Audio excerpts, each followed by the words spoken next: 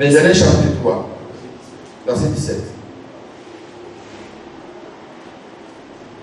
Puisque tu as écouté la voix de ta femme et que tu as mangé de l'arbre au sujet duquel je t'avais donné cet ordre, tu n'en mangeras point. Le sol sera maudit à cause de toi. Ah, vous voyez, puisque tu as écouté la voix de ta femme, ok, tu as mangé l'interdit. Il a été dit tu n'en mangeras pas. Maintenant, regarde les conséquences, ce que ça donne. Le sol est maudit à cause de toi. 2. C'est à force de peine que tu en tireras ta nourriture de tous les jours de ta vie. À force de peine que tu attireras la nourriture tous les jours de ta vie. Frère, ce que nous vivons ici, là, nous souffrons, nous les hommes, c'est la femme qui a commencé à faire là. C'est parce qu'elle a pris les devants. Le jour où la femme prend la parole pour prendre le devant, tout est bien mal. Vous allez remarquer que les femmes qui prêchent dans les églises, qui sont machin, les femmes là sont autoritaires, elles sont insoumises dans les foyers. Allez examiner, vous allez voir. Beaucoup de femmes qui prêchent là, il y a eu des divorces dans les foyers. Moi j'ai assisté une fois, frère, je venais à peine, en fait, bref, j'étais allé prier dans une église, d'un ami, j'arrive comme ça, je ne savais pas que la femme était pasteur. Dieu merci, les gens, ce n'est pas la femme qui a prêché. Mais la femme travaille avec son mari. Et c'est le mari qui prêchait. Et bizarrement, il y a une dame qui a voulu qu'on prie pour son bébé. Donc, dans l'église, la femme est pasteur, le monsieur est évangéliste. Quand vous entendez comme ça, cela veut dire que c'est la femme qui a commencé à faire. Mais comme l'homme ne va pas laisser comme il dit, viens, c'est là évangéliste. Parce que l'évangile est complètement compliqué. Tout ce qui est évangile, qui est évangile. Alors le monsieur appelle la maman du bébé, viens avec le bébé. Donc l'évangéliste là, le mari de la femme prend le bébé. Il dit à l'assemblée, les femmes, on va prier. Frère, la femme pasteur là, où elle était assise là, elle n'était pas tranquille, elle s'est levée. Elle dit au monsieur, devant le peuple. Il dit non, il faut arrêter, on ne va pas chanter, donne-moi la femme. Elle a pris l'enfant. Elle dit on ne va pas prier, donne-moi la femme, elle a pris l'enfant.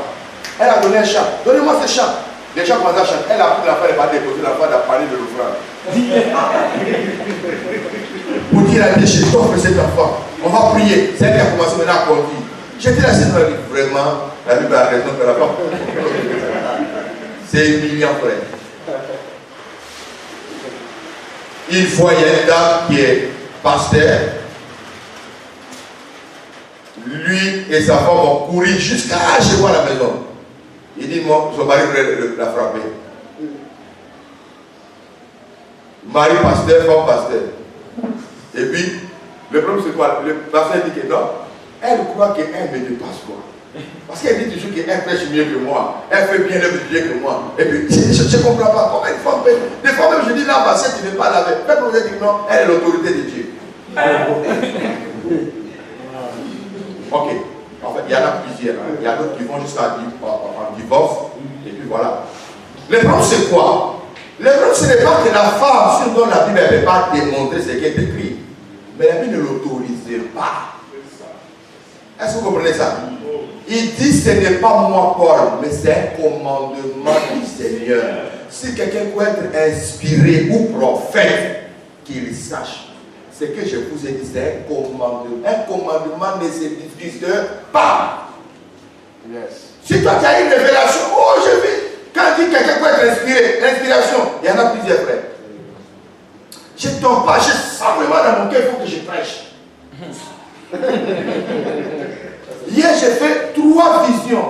J'étais même au ciel. Dieu m'a dit, ma servante, tu attends quoi? C'est moi, je t'ai appelé. C'est là, Paul est en train de ramener les choses dans l'ordre. Après, on va parler de Déborah aujourd'hui. On va parler de prophétie dans l'Ancien Testament. Vous allez comprendre que ce n'est pas compliqué.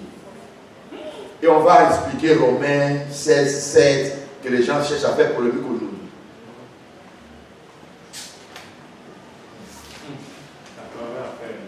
Et c'est ainsi que, quand Adam, et là il dit, Parce que tu as écouté ta femme.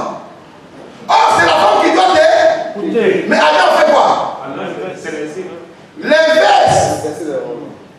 Or, l'homme jusqu'au bout ne se rend compte que si nous vivons aujourd'hui dans tous les difficultés, c'est parce que Adam a écouté cette femme.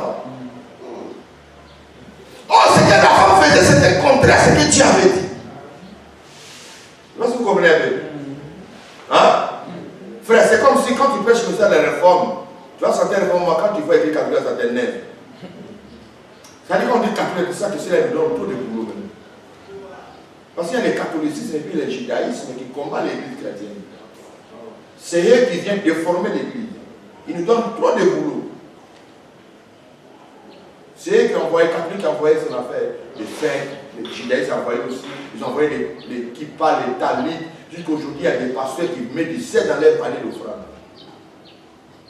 Ils vont se faire baptiser, ils vont pleurer devant l'église de la Lamentation. Ils nous ramènent encore des chandeliers avec les drapeaux d'Israël. L'église est malade, frère. Les cathos ont introduit encore les fêtes. Il y a des fêtes juifs qui sont rentrés dans l'église. Cathos ont envoyé encore pour lui. Les toges, cathos. Les croix sont rentrées dans l'église.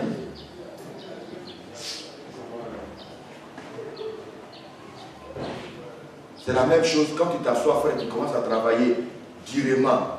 Quand tu fais comme ça, tu penses à ce qu'Ève a fait quoi. Je sais pas si vous comprenez. Je dis, mais Adam, si c'était moi là, je n'allais pas écouter son enseignement. Alors, c'est pas fini. Hein. J'ai dit qu'il y a deux pères, n'est-ce pas? J'ai parlé à Adam comme le père de l'humanité et puis le père des croyants. Est-ce que vous comprenez un peu? L'Éternel, c'est toujours un invité. Il ne parle toujours pas à la femme pour détruire. Regardez ici, vous savez que Abraham,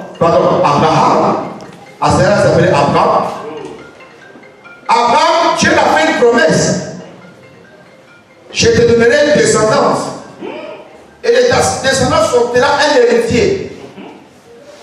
Dieu ne ment pas, il a promis. Peu importe le nombre de temps. Mais tellement ça a duré. Et que Sarai, à ce temps-là, elle avait sa servante. Agar qui était à la maison. Alors moi, je ne sais pas si Abraham convoitait Agar, je ne sais pas trop. Moi, c'était vite fait, quoi.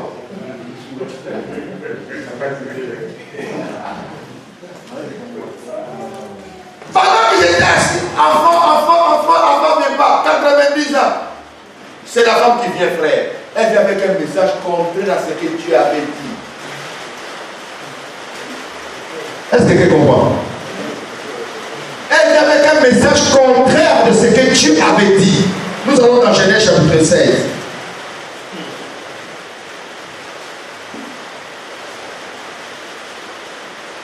On va lire seulement le verset 1 et 2. Mais c'est le verset 2 qui nous intéresse.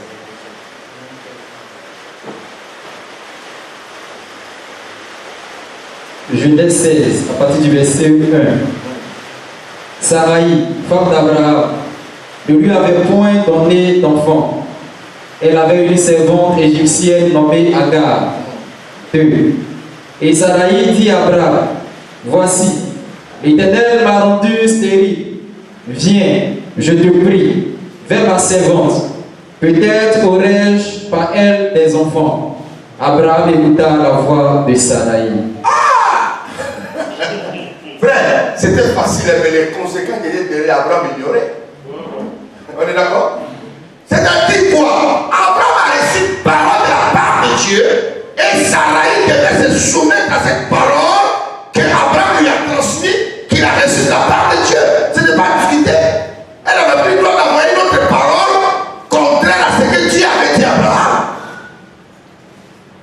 Mais ça ne s'est pas passé comme un coup de bâton magique. Hein? Elle a fait asseoir Abraham, enseignement. Premier chapitre.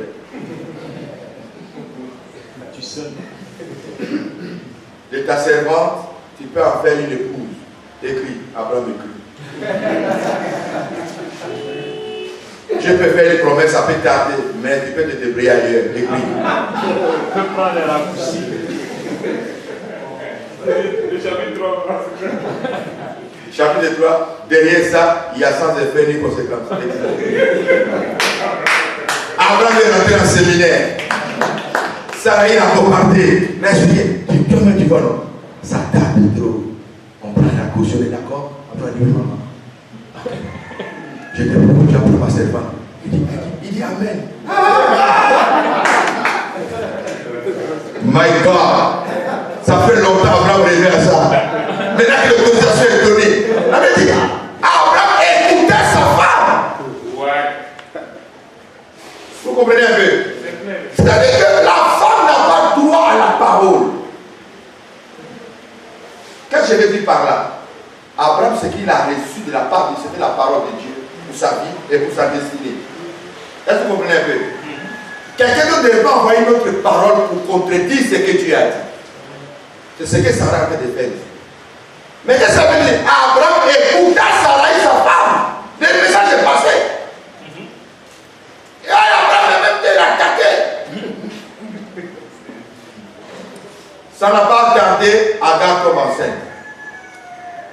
Abraham, alléluia, gloire à Dieu. Il ne savait pas ce qui va arriver après. Parce que toute erreur que l'homme fait dans sa vie, ça va toujours le rattraper quelque part. Ismaël est venu au monde. C'est-à-dire qu'il a eu son premier enfant, Ismaël. Mais ce n'est pas dans l'ordre. Parce que l'enfant devait être l'enfant de la femme légitime. Mais c'est l'enfant de l'esclave. Mais Abraham était content de père. Voilà. Et qu'est-ce que Dieu fait? Dieu ouvre maintenant les horizons. Sarah devient fertile. Paf, Sarah tombe enceinte. Ouf, elle donne naissance. Isaac arrive. Voilà des enfants. L'autre a la promesse, l'autre n'a pas la promesse. Mais les deux sont les enfants d'Abraham. Voilà le problème. Arrivé un moment, Sarah a senti que, puisque quand Sarah ne faisait pas encore l'enfant, Agar a commencé à se croire qu'elle est la femme légitime vraiment d'Abraham. Elle a commencé à regarder sa maîtresse avec des yeux d'orgueil, de l'autorité. Mais quand Isaac est venu, Sarah a compris que j'ai trop souffert dans cette histoire de la femme. J'étais plus esclave, c'est moi-même je tenais faveur, tu commences à monter. Maintenant mon héritier est venu. Allez, prends tes bagages, dehors! Quand vous lisez la Bible, Abraham est intervenu. Abraham dit non, elle ne partira pas ici. Dieu aussi, au ciel, il a intervenu. Abraham, tu dois écouter. Tu as commencé à l'écouter. Tu as commencé à écouter, tu dois achever. Tu dois faire ce qu'elle te dit.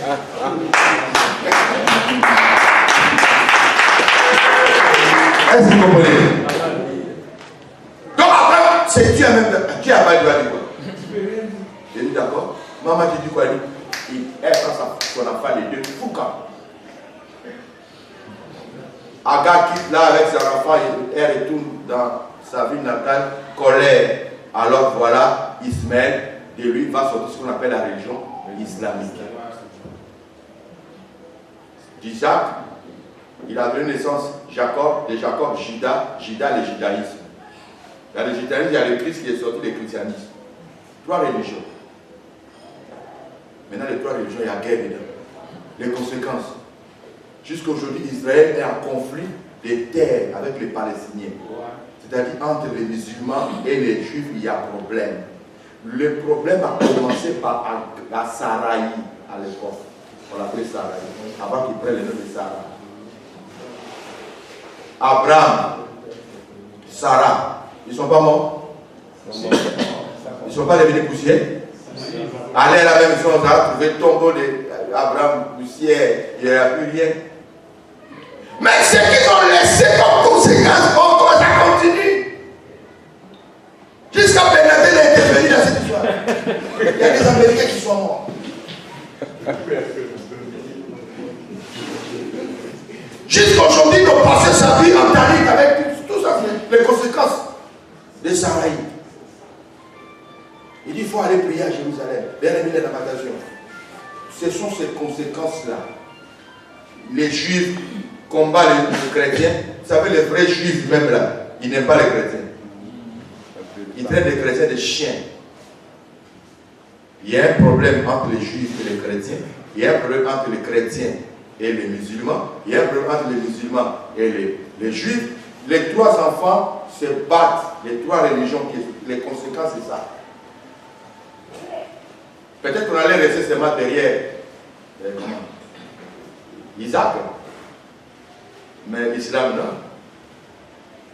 Voilà pourquoi on appelait la descendance d'Ismaël les âmes sauvages.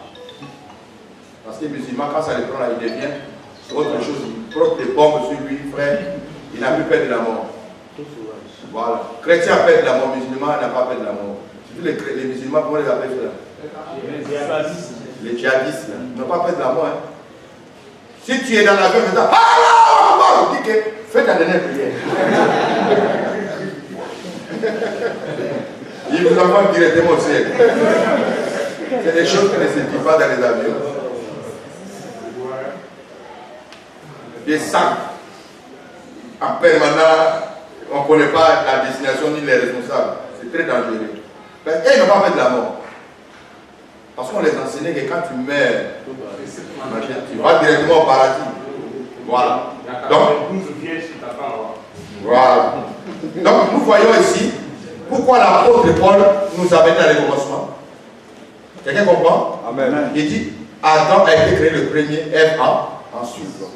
Mais c'est Ève qui s'est rendue coupable de transgression. C'est de ce que l'apôtre Paul a réfléchi bien. Pour maîtriser bien la femme dans les assemblées, il faut créer un moyen qui va amener la femme à se soumettre et à reconnaître sa place dans l'église.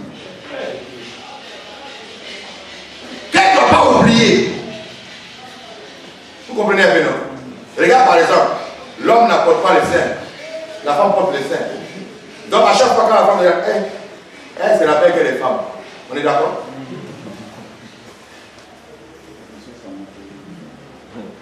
Mais l'homme n'a pas de seins. C'est-à-dire que Dieu a créé l'homme et la femme différemment, de telle sorte que l'homme se reconnaît qu'il est garçon, l'autre se reconnaît qu'il est femme. Maintenant dans l'église, pour que la femme reconnaisse qu'elle le souhaite, elle doit se soumettre. L'apôtre Paul va chercher à parler sur la marque de l'autorité dans l'église. Yes. C'est comme s'il vient boucler quoi. Quelqu'un comprend? Là maintenant nous sommes dans 1 Corinthiens chapitre 14.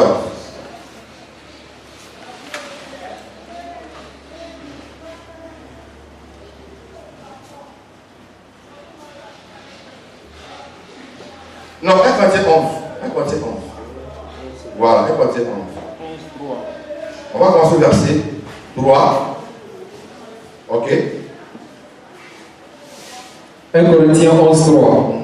Je veux cependant que vous sachiez que Christ est le chef de tout homme, que l'homme est le chef de la femme, et que Dieu est le chef de Christ. Il s'adresse à l'église, n'est-ce pas? Le message que Paul est en train d'adresser, c'est à l'église. C'est ça. Ok? Amen ou amen pas? Amen. Que ce soit dans ta maison, l'homme est toujours le chef. L'autorité de la chefferie de l'homme, ça va jusqu'à dans l'église. C'est-à-dire, Paul positionne ça dans la maison et puis il prend encore et envoie ça encore dans l'église. Dans ce passage que nous sommes en train de lire. On continue. Verset 7. 4. Oui, vas-y. Tout homme qui prie ou qui prophétise, la tête recouverte déshonore son chef. Ah, l'homme qui prie la tête couverte, il déshonore qui est chef. Qui est son chef? Dieu. C'est le Christ. C'est-à-dire, l'apôtre Paul dit ici, quand un homme prie, il ne doit pas prendre chapeau bien que pour couvrir sa tête. Quand tu le fais, tu déshonores ton chef. Or, le chef en question, c'est le Christ. C'est-à-dire que tout homme qui vient à la présence de Dieu, il y a une manière où on vient à la présence de Dieu. Quand tu viens à la présence de Dieu, tu dois savoir qu'il y a l'autorité qui existe. Toi, alors, tu ne dois pas couvrir ta tête. Mais aujourd'hui, nous ne voyons pas les femmes, les hommes qui portent les tiares, les mitres, les kippas sur la tête pour prier Dieu. Nous allons comprendre quelque chose. C'est que l'apôtre Paul vient de dire ici, là. Vous allez comprendre que ce n'est pas la loi ou bien la tradition juive. Ça n'a rien à voir avec ça. Nous lisons la parole de Dieu, nous allons comprendre ensemble. Ok? Amen. Voilà. Les gens sont chefs, oui.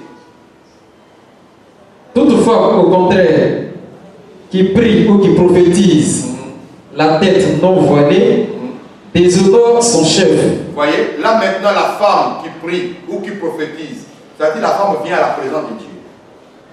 Amen. Or, la chefferie, en principe, entre l'homme et la femme, ça se joue à la maison, non? On est d'accord? Ça se joue à la maison. Mais ici, on dit une femme qui prie ou qui prophétise, c'est dans l'assemblée. Mais la tête non voilée, déshonore son chef. Cela veut dire l'apôtre Paul est d'amener la femme à comprendre que quand tu rentres dans l'église, tu vas avoir la marque de l'autorité dont tu dépends.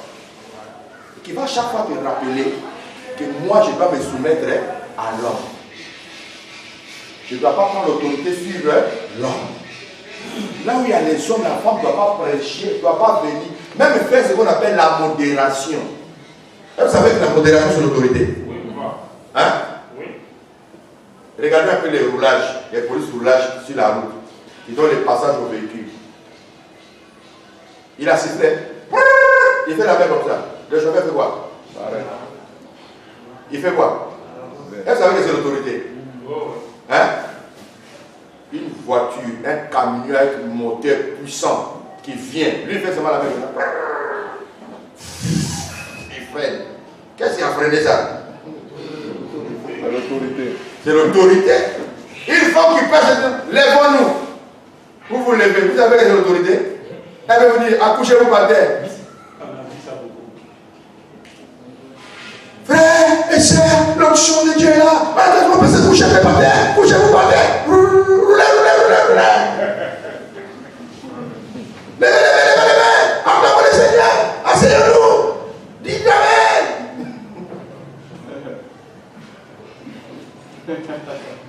Maintenant, alors, il dit, une femme qui prophétise ou qui prie la tête non voilée déshonore son chef. C'est dans l'église. Oh, son chef, c'est qui? L'homme. L'homme est où? Dans l'église. Ça dit quoi? Ça n'a rien à voir avec les chefferies du foyer. Là maintenant, c'est l'autorité de l'homme dans l'église. Et dans l'église, Dieu reconnaît l'homme comme étant l'autorité. L'autorité de l'homme est toujours supérieure sur la femme dans l'assemblée. Maintenant, regarde, hein. D'autres vont penser que non. Le voile dont l'apôtre Paul parle ici, ce n'est pas le voile des tissus, mais c'est la chevelure de la femme. Lui, le verset 5 et puis le verset 6. Vous allez comprendre que ça n'a rien à voir avec la chevelure.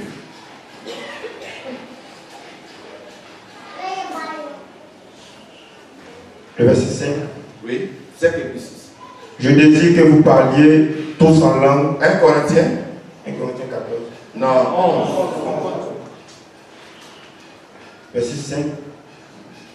Toute femme, au contraire, qui prie ou qui prophétise, la tête non voilée, déshonore son chef. C'est comme si elle était rasée.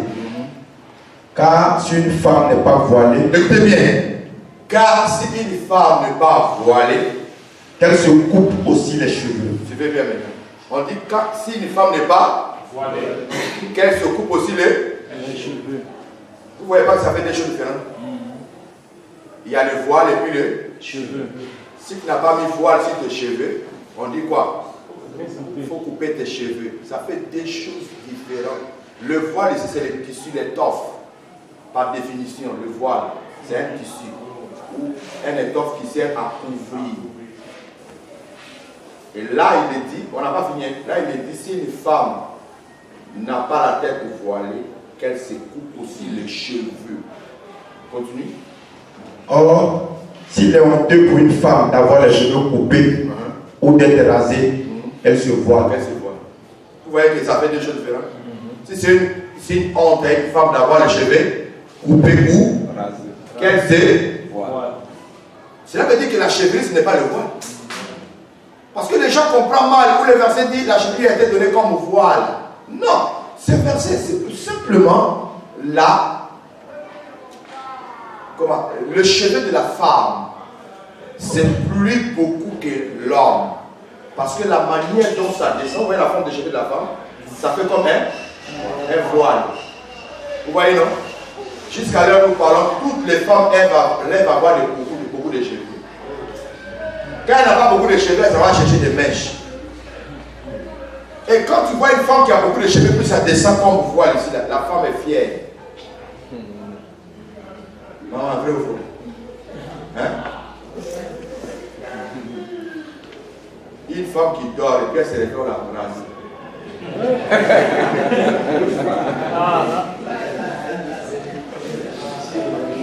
Frère, même si elle est remplissante de tous ces choux-là. On va divorcer. Parce qu'elle veut dire quoi? La nature elle-même ne vous enseigne-t-elle pas que c'est une gloire pour la femme d'apporter beaucoup de cheveux, mais que c'est une honte pour un homme d'avoir beaucoup de cheveux. Parce que ça, il va se ressembler à une femme. C'est ça. Un homme qui a beaucoup de cheveux, là, il a descendu ça comme ça. Quand il passe d'autres fois, vous allez dire non, lui, il est un pédé. Vrai ou faux? Parce qu'il ressemble à une femme. Ce n'est pas une gloire, quoi, ça fait honte. Alors, maintenant, ça on le dit dans le monde, maintenant nous sommes dans l'église. En gros, maintenant, papa apôtre qui a fait cheveux la descendue. Le fait. Maintenant, je rentre dans l'église. Vous ne savez pas ce qu'on a dit? Yes. Hein? Et puis je prêche, je dis, on est dans le Seigneur, il y a ni homme, il y a ni femme. Donc, ce que je fais là, regardez seulement l'intérieur. Ne regardez pas l'extérieur. Non, frère. La Bible nous parle, la nature nous enseigne. La nature, c'est le monde païen. C'est une gloire pour la femme d'emporter beaucoup de cheveux. Car ça lui a été donné comme. Ouais. C'est une ressemblance. On n'a pas dit c'est le voile, on dit comme voile. Voilà pourquoi les versets 5 et 6 corrigent le problème de étoffe. Et pardon, chevelu étant le voile. Okay. Maintenant, qu'est-ce que l'apôtre Paul fait au juif? Il veut simplement amener la femme à savoir que dans l'église, elle doit connaître sa place. Le verset 13, il nous dit quoi? Jugez-en vous même. Est-il convenable une femme prier sans être voilée? Est-ce que vous comprenez ça un peu? Cela veut dire quoi, frère? Toi qui penses que moi et l'homme, on est la même chose, l'apôtre Paul a imposé le voile pour t'amener à comprendre qu'on n'est pas même chose. Moi, ma position, c'est ma position de soumission. C'est-à-dire, c'est comme si on avait notre parti politique, mais nous avons maintenant des insignes dans notre parti politique. Ok? Donc quand je vois la partie, on est même parti. On est même parti. Donc ça nous rappelle qu'on est même chose. On est d'accord? C'est un type de rappel. Ok? Le verset 10 nous dit, on nous parle de la marque de l'autorité. Verset 10. 1 Corinthiens 11 toujours. C'est pourquoi la femme, à cause des anges, doit avoir sur la tête une marque de l'autorité dont elle dépend. Est-ce que vous comprenez ça? Maintenant, au verset 16, l'apôtre Paul vient de boucler. Parce qu'il savait que les gens vont contester ça. Les gens ne vont pas être d'accord avec lui. Mais regarde ce qu'il dit au verset 16. Là, on va boucler l'affaire du voile. Oui. Le verset 16. Si quelqu'un se plaît à contester, nous n'avons pas cette habitude, non plus que les églises de Dieu. Frère, entre une personne qu'on le fait croire que ta cheveux c'est déjà un voile, et une personne qu'on lui dit que non, il faut porter un tissu pour voiler ta tête, entre les deux, qui va contester? Je pose la question. Qui va contester? La personne à qui on a dit de voiler, ou bien la personne qui a dit que sa chevelure déjà c'est voile? La personne qui voit sa chevelure comme voile. Non. Ah? La personne qui voit sa chevelure comme voile, c'est lui qui va contester? Non. C'est celle qui, quand on demande de se voiler, qui va contester. C'est ainsi que l'apôtre Paul dit, si quelqu'un conteste, nous n'avons pas cette habitude, nous l'église de Dieu. Est-ce que vous comprenez un peu? C'est-à-dire, il savait que les gens vont contester ça. Mais pourquoi Paul impose ces choses? Frère, c'est pour amener la femme à ne pas prendre l'autorité sur l'homme dans l'assemblée. Pour amener la femme à comprendre qu'elle doit se soumettre. Elle doit écouter l'instruction en silence. Et Paul, nous avons lu dans 1 Corinthiens 14, cela va dire, ce que je vous ai dit, c'est un commandement du Seigneur. Un commandement ne se discute pas. J'ai écouté un pasteur qui a dit, commandement. C'est quel commandement? Ça fait pas de quel 10e commandement? Est-ce qu'on peut trouver ça dans 10 commandements? On dit commandement, c'est un ordre. Le Seigneur a ordonné. Est-ce que vous comprenez un peu? Ça ne se discute pas. Ça ne fait pas partie des 10 commandements, mais c'est un ordre qu'on a donné. Là, je me fais comprendre. Amen. Amen. Maintenant, regardez. Nous allons laisser maintenant ce côté-là. Nous allons toucher un verset où beaucoup de personnes parlent de l'égalité entre l'homme et la femme. On dit dans le Seigneur, il n'y a ni homme ni femme. Nous sommes égaux. Non, frère. Ce n'est pas biblique d'ailleurs. On va lire rapidement et puis on va examiner, étudier ensemble. Rien que ce verset, Galates 3, versets 26 à 28.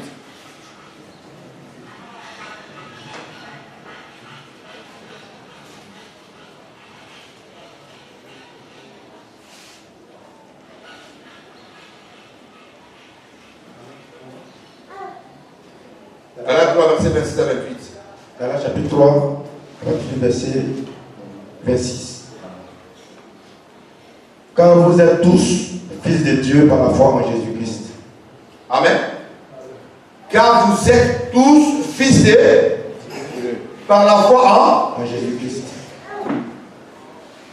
Toute personne qui a la foi en Jésus-Christ devient d'office fils de Dieu. Que ce soit garçon, que ce soit femme, nous tous, nous devenons fils de Dieu par la foi en Jésus. Ce verset nous parle la femme et l'homme sur le plan d'abord salutaire. Le salut est donné à tout le monde sans exception. Est-ce que vous comprenez? Tous ceux qui sont en Christ Jésus, c'est-à-dire ceux qui ont foi en Christ Jésus, nous tous, quand on dit nous tous, y compris hommes, y compris femmes, vous allez voir en bas, il va ajouter grec, esclave, machin, libre. On va continuer. Verset 27. Vous tous qui avez été baptisés en Christ, vous avez revêtu Christ. Verset 28. Il n'y a plus ni juif. Vous tous qui avez été baptisés en Christ. En Christ. On dit en Christ. 1 Corinthiens 5, 17 dit si quelqu'un est en Christ, il est devenu 1 Corinthiens 5, 17. Il est devenu une nouvelle. Les choses anciennes sont. Être en Christ nous amène à ce qu'on appelle les corps de Christ. Dans le corps de Christ, il n'y a ni homme, ni juif, ni grec, ni esclave. L'esclave dont on parle ici, c'est l'esclave dans leur temps. Il y avait vraiment des esclaves vrais. C'est-à-dire on te prend, on te vend comme esclave. Et tu vas aussi comme esclave. Ok? Maintenant, des esclaves là, il y a d'autres, après un moment, ils devenaient libres. Que tu sois esclave, que tu sois libre. Que tu sois juif ou grec. Grec, c'est les nations. Dans le corps du Christ, nous composons quoi? Nous formons quoi? Un seul corps. Ça ne dit pas, ces versets ne parlent pas que dans le ministère, il n'y a ni homme ni femme. Il ne parle pas des ministères ici. Ici, il parle le salut de l'unité dans le corps de Christ. Le corps de Christ rassemble toutes les nations, toutes les langues, tous les sexes. Dans le corps de Christ, il n'y a pas de divergence. Amen. Tu peux relire ça, s'il te plaît. Verset 28 seulement. Verset 28. Il n'y a plus ni juif, ni grec. Il n'y a plus ni esclave, ni libre. Oui, il n'y a plus ni juif, ni grec. Or, quand nous prenons Matthieu chapitre 10, le verset 5, Jésus envoie ses disciples en leur interdisant de ne pas aller chez les nations. D'aller chez moi sur le permis peut être à la maison. Mais quand tu prends Acte 1, verset 8, il dit vous recevez une puissance, les Saints survenant et vous serez mes Judée, Samarie, jusqu'au de la terre. Jean 3, verset 16, que nous avons écouté, il dit quoi? Afin que quiconque croit à lui, il y a la vie éternelle. Là, quiconque, il y a femme dedans, il y a garçon dedans, il y a juif dedans, il y a grec dedans, il y a baoulé, il y a atier, il y a bété, il y a tout le monde dedans. Ça, c'est dans le corps de Christ. Nous formons tous un seul corps dans le Seigneur. Ce n'est pas dans le ministère. Si c'est dans le ministère, à votre époque, n'allez pas encore parler dans 1 Corinthiens 11:13 de la chefferie. Verset 3, je crois. L'homme est le chef de la femme. Là, maintenant, nous rentrons dans le cadre maintenant de l'autorité. L'autorité doit être respectée. Voilà. Mais dans le cadre du salut, dans le Seigneur, dans le corps du Christ, il n'y a pas de race, il n'y a pas de nationalité, il n'y a pas de sexe. Nous tous, nous formons un dans un même corps. Est-ce que je me fais comprendre? Voilà. Donc, déjà ce passage-là nous amène à comprendre que l'interprétation que les gens donnent n'a rien à voir avec ces choses-là. C'est ainsi que dans Jean chapitre 1, verset 11 à 12, il est venu chez les siens ne l'ont pas reçu, mais à tous ceux qui l'ont reçu, à ceux qui croient en son nom, il est là de le pouvoir de devenir enfant de Dieu. Mais les femmes ont reçu Jésus, elles ont accepté le Seigneur. Elles sont aussi membres dans le corps du Christ. Le corps du Christ, il n'y a pas. Non, il n'y a pas de division. Nous formons un seul corps. Comme une fois, quand on a commencé ce lieu, frère, j'ai payé du ciment, j'ai fait venir tous mes disciples, on allait travailler pour commencer à construire quelque chose. On n'avait pas le pelle pour mélanger du ciment avec la terre qui était là, puisqu'on n'avait plus de la terre argileuse. Donc je suis descendu quelque part en bas ici, j'ai trouvé une église là-bas. Et aussi j'étais en train de faire les travaux. Mais ces jours-là, ils n'ont pas travaillé. Donc j'ai vu Père qui était là, qui traînait. Et puis le pasteur était assis en train de méditer. Donc je suis allé directement les saluer. Ça va, toi? Et il dit, ah, je suis venu chercher Père. On a fait le travail là-bas, tu peux me donner là-bas. Mélanger un peu le sable et tout, et puis je vais là. Mais comme le Père est déjà là, lui-même là, et puis je vois, il ne peut pas me dire que ça n'est pas là. Là, il m'a dit, mais t'as comprendre. J'ai pris, je suis venu, on a fait de mélanger tout ça. Frère, je regarde le pasteur m'a suivi, il a arrêté dehors. On me dit, le pasteur t'appelle. Moi, il me faut lui de rentrer. Il dit non, il dit de venir. J'arrive là-bas. Tu savez ce qu'il me dit? Il me dit, mais moi je ne comprends pas. Tu es venu si facilement comme ça, et puis tu as pu faire la vie. Il dit, il y a quelque chose. Mais moi j'ai souffert pour avoir ça. Toi aussi tu dois souffrir pour avoir pour toi. Moi je dis, mais toi et moi nous formons un dans le corps de Christ. Père là, ça peut aussi servir dans ton église, comme ça peut servir dans l'église, c'est la même église. Ah, c'est toi qui fais ça comme ça. Je lui dis c'est bon. Il dit non, je ne peux pas parler, je suis rentré, je peux faire la vie de lui. Oh non, je lui dis non, c'est bon, il ne faut pas dire. Puisque moi je ne comprends pas comme c'était comme ça. Nous sommes un dans le corps de Christ. Amen. Le verset ne parle pas que nous sommes un dans le ministère. Nous sommes un ministère. Ou bien, frère, s'il n'y a plus ni homme ni femme, vous allez voir que la chefferie, la Paul a commencé dans la maison, il a amené ça dans l'église. C'est que ça serait pareil encore. Dans la maison, il n'y a ni homme ni femme. Ouais, c'est ça. Et dans l'église, il n'y a ni homme ni femme. Frère, c'est la mission de Satan.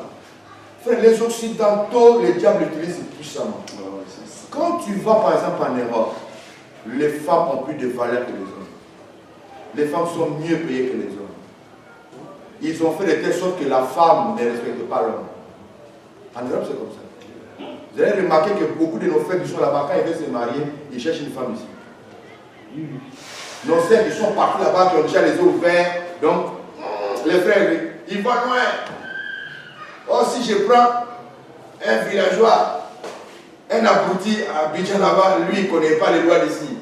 Quand il dit abruti, ça dit qu'il ne connaît pas les lois de l'Europe. Donc il va venir comme ça. Lui, il a sa tête, non. La femme, soyez soumise, obéissez à ton mari. C'est encore dans sa tête. Elle est encore fraîche. Là, ça ne peut marcher. Mais ce qui est là-bas, elle sait qu'on ne frappe pas la femme, on ne crie pas sur la femme. Elle a pris le bouton. La police arrive. Toi, alors, on voit déjà, tu es condamné déjà. Parce que...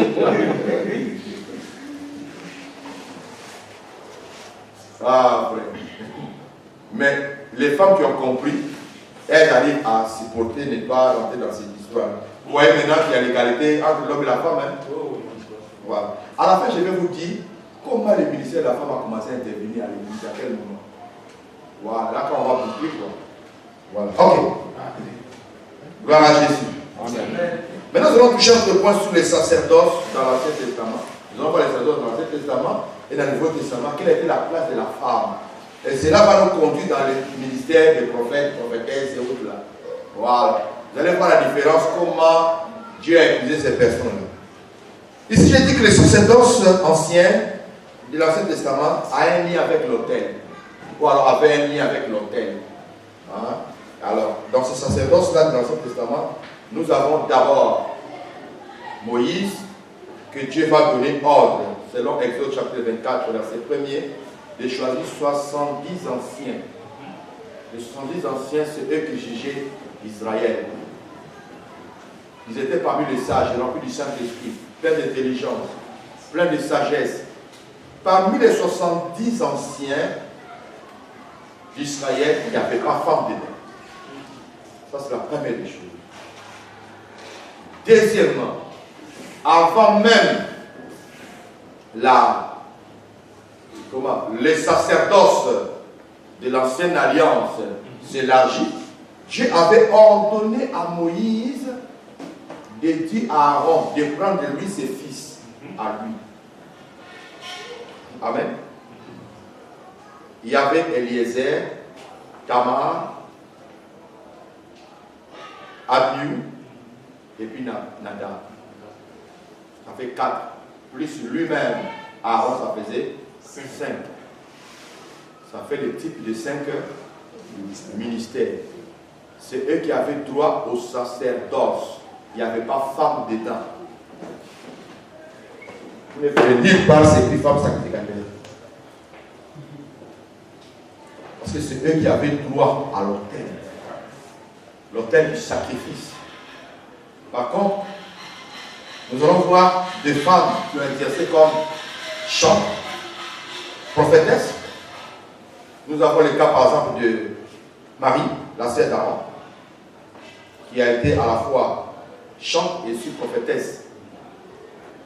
Mais vous allez vous rendre compte que le jour où Anne a osé de s'infiltrer, j'ai dit Anne, Marie a osé de s'impliquer dans l'affaire du sacerdoce, Dieu l'a frappé directement de la lèpre.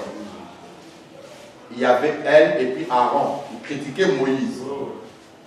Mais Dieu ne va pas frapper Aaron de la lèpre. Il a frappé qui?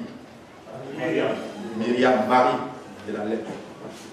Tout son corps. Et Aaron est parti demander à Moïse d'implorer Dieu pour que le Seigneur puisse la guérir. Voilà. Vous pouvez trouver ça dans Exode chapitre 8, verset 1er. Et puis Exode 6, verset 23. Je passe un peu vite par rapport au temps. Voilà. Donc, et quand les services ont commencé à élargir, nous allons voir maintenant que les 3 fils de Lévi, qui étaient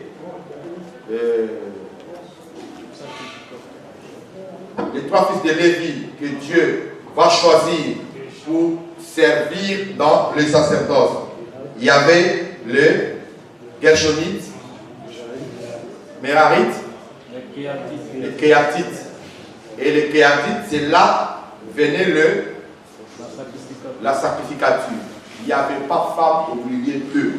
Pourquoi? Parce qu'elle devait servir à l'autel. Là, je vais faire comprendre. L'autel du sacrifice, on devait sacrifier les animaux, sacrifier le parfum, sacrifier du sang. La femme n'avait pas droit à cela. Elle pouvait prophétiser, elle pouvait chanter. Mais avoir droit direct à l'autel, c'était carrément interdit à la femme. Parce que c'est l'autorité de Dieu. Amen. Amen. Ok. Maintenant, c'est ainsi que vous allez vous rendre compte. Avant même de comparer avec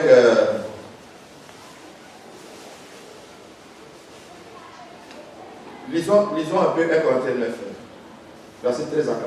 Vous allez voir que les 5 ministères, les ministères de la parole, même de la nouvelle alliance, Dieu nous approche aussi toujours de l'autel. Lisons rapidement. 13 à 14. Continue verset 13. Ne savez-vous pas que ceux qui remplissent les fonctions sacrées sont nourris par le temple, que ceux qui servent à l'autel, on part à l'autel, les seigneurs, de même aussi, le Seigneur a ordonné à ceux qui annoncent l'évangile de vivre de l'évangile. C'est-à-dire le Seigneur, ceux qui annoncent l'évangile, le Seigneur a ordonné, ce sont les 5 ministères que Dieu a choisis pour l'édification du corps de Christ en général. Ces personnes-là, ici l'apôtre Paul les compare comme des personnes qui servent à l'autel. Est-ce que vous comprenez? Ils ne sont pas à l'autel. C'est-à-dire que ceux qui servaient à l'autel en ce temps, ils n'avaient pas à l'autel. Tout ce qu'on offrait à Dieu, et aussi ils avaient une partie qui leur revenait de droit, étant sacrificateurs. De même, dans les 5 ministères, il n'y a pas aussi femme dedans. Pour mieux éclairer, je vais par la chair, c'est-à-dire, on prend Jésus lui-même. Non, on va arriver là-bas tout à l'heure, je laisse d'abord Jésus. On va aller d'abord on va retourner un peu dans l'Ancien Testament pour mieux comprendre. Puisque là, nous voyons souvent nos sœurs qui défendent les ministères des femmes, qui commencent dans l'Ancien Testament, des prophétesses. Et parmi les prophétesses là, elles prennent souvent qui est Déborah. Frère, suivez bien aujourd'hui, je vais vous expliquer, vous allez comprendre que Déborah, excusez-moi, ne représentait rien devant Dieu, même devant les apôtres. Les apôtres ont dépiécé Déborah. Et vous allez comprendre ça tout à l'heure. Mais pour rentrer là-bas d'abord, je tiens à vous expliquer que dans l'ancienne alliance, il y avait 3 types de prophètes dans l'ancienne alliance. Je vais très bien. Il y avait des prophètes que Dieu avait choisis pour libérer le message sur le plan universel. C'est-à-dire que leur message doit aller dans le monde entier. 2. Il y avait des prophètes que Dieu avait choisis, qui avaient le droit de libérer le message rien que pour la nation Israël. Leur message ne va pas aller en dehors des nations d'Israël. Et 3, il y avait des prophètes que Dieu avait choisis pour libérer les messages dans les tribus. Par exemple, tribu de Juda, tribu d'Asser, tribu de Naphtali, ainsi de suite. Voilà. Maintenant, à la 4e position, il y avait ce qu'on appelle les officiels. Dans les officiels, il y avait des prophètes, rois et sacrificateurs.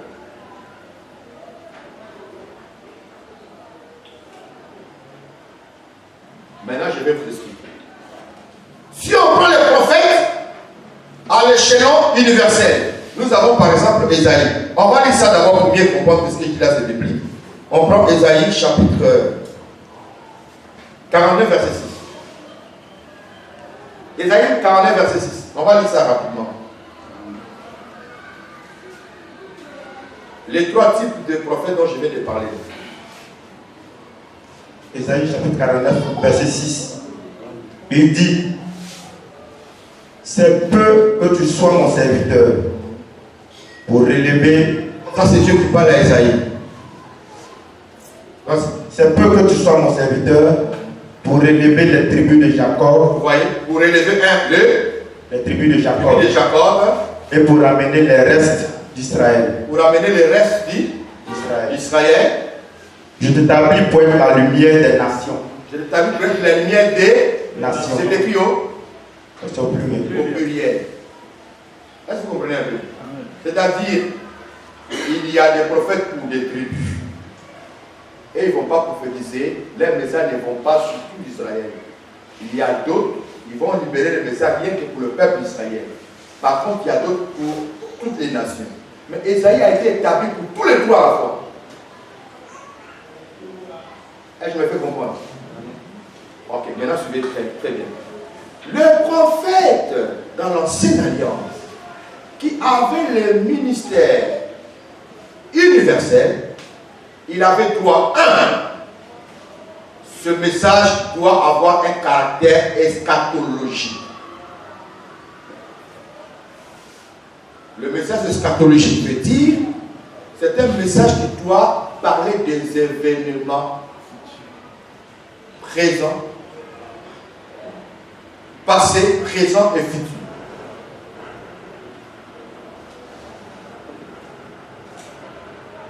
Nous avons le cas d'Ésaïe par exemple, qui va parler de la chute de Satan, sa désobéissance depuis le ciel, qui va parler de la naissance de Jésus, qui va parler de la vie sur les milléniums, et lui seul va nous parler aussi de l'éternité.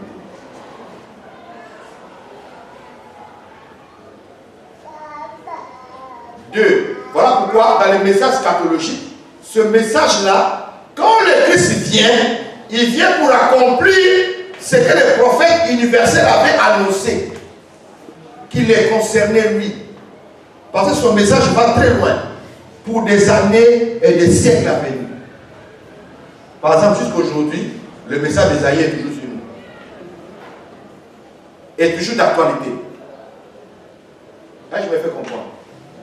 Deux, le prophète universel avait le droit d'écrire un livre qu'ils appelaient le parchemin. C'est-à-dire que le message qu'il libère doit être écrit pour que les générations futures en prennent connaissance. Parce que ce sont des messages qui ont un accomplissement à une durée lointaine. Amen. Amen. Voilà. Donc, nous allons prendre par exemple Ésaïe 42, verset 6. On va lire ça rapidement.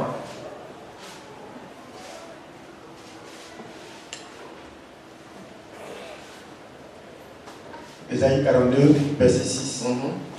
Moi, l'Éternel, je t'ai appelé pour le salut. Et je te prendrai par la main. Je te garderai. Et je t'établirai pour traiter alliance avec le peuple. Pour être la lumière des nations. Pour être la lumière des nations. C'est au pluriel. Ça, c'est Ésaïe. Pour être la lumière des nations. Dans ce premier type de prophète, il n'y a pas femme dedans. Dieu n'a jamais utilisé une femme prophétesse sur le plan universel.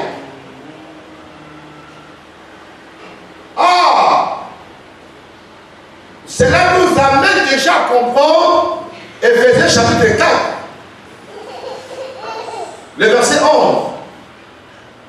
Si on commence avec le verset 8, Dieu a donné les dons aux hommes.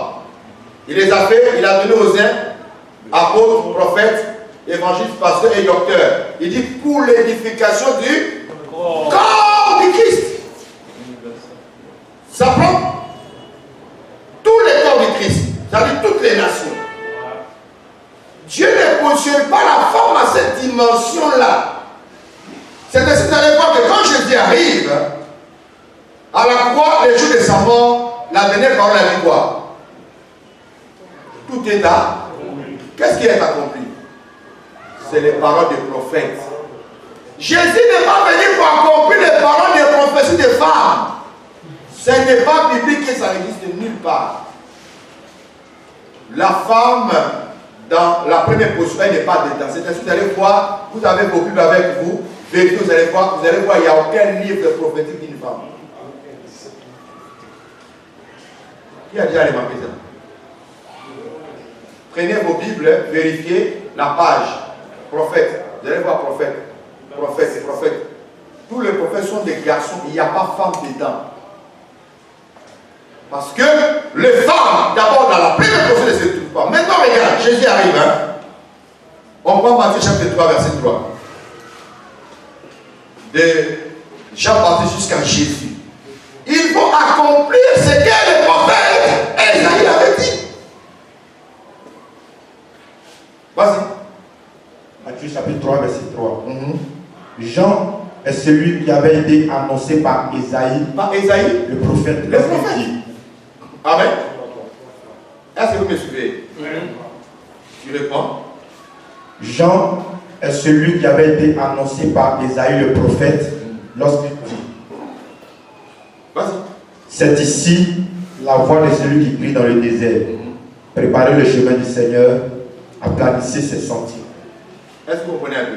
Parce que les gens, si vous voulez savoir, Jean il écrit aux Juifs. C'est le Messie que nous attendons. Il dit non, Jésus, c'est lui que le prophète Esaïe avait dit. Or, le prophète Esaïe fait partie des prophètes universels. Dieu l'a cité pour toutes les nations de la terre, y compris Israël, y compris toi et moi. Mais Dieu n'a jamais utilisé les femmes dans ces domaines-là. Voilà pourquoi je vais vous écrire pour que vous compreniez mieux. Si quelqu'un te dit que non, nous voyons les femmes aussi prophétesses de l'Ancienne Alliance, non. Je vais vous expliquer quelle était la position de l'Ancienne Alliance. La première chose, vous devez comprendre que la femme n'avait pas le droit de libérer un message à caractère eschatologique. Donc, Christ viendrait accomplir. Non. Mais regarde, ce n'est pas fini, on continue toujours. Esaïe là. Nous sommes dans le Nouveau Testament pour voir un peu les accomplissements. On parle d'Esaïe, des prophètes. Voilà. Matthieu 4, 14 maintenant. Matthieu combien? 4, verset 14.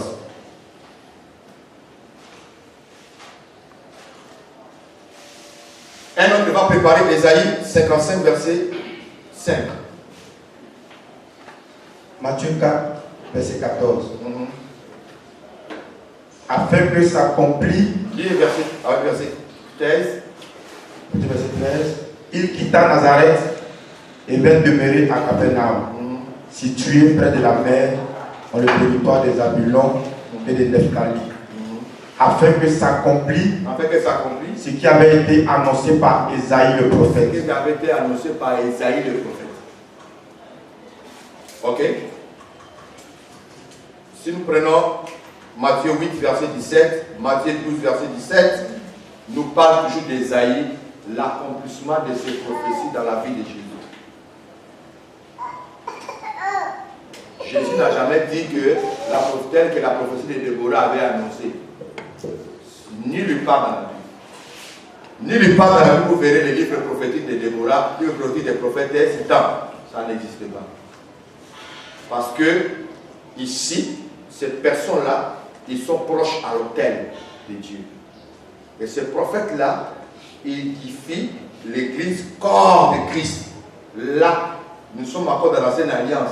Mais leur message vient jusqu'à nous, qui sommes chrétiens aujourd'hui. Le message d'Esaïe nous permet à comprendre comment nous allons passer les milléniums. Comment les choses vont se passer dans les milléniums. Voilà les prophètes du ministère. Quelqu'un comprend? C'est eux les prophètes du ministère de la parole. Esaïe. Il n'y a pas femme dedans dans cette histoire. Là, je me fais comprendre. Maintenant, deuxième, nous avons ce que le prophète Jérémie. Jérémie a été prophète des nations, de toutes les nations. Dieu l'a utilisé pour Israël, pour les tribus et pour les nations en général. Et ces prophéties aussi, Christ est venu l'accomplir. La nouvelle alliance, on a parlé aussi de Jérémie. On prend rapidement Jérémie chapitre 1, verset 5. Pour les temps, il y a Jérémie chapitre 1, verset 5. Il y a aussi Jérémie 25, verset 13. Jérémie 46, verset 1. Mais on va commencer par le chapitre 1, verset 5. Jérémie chapitre 1, verset 5.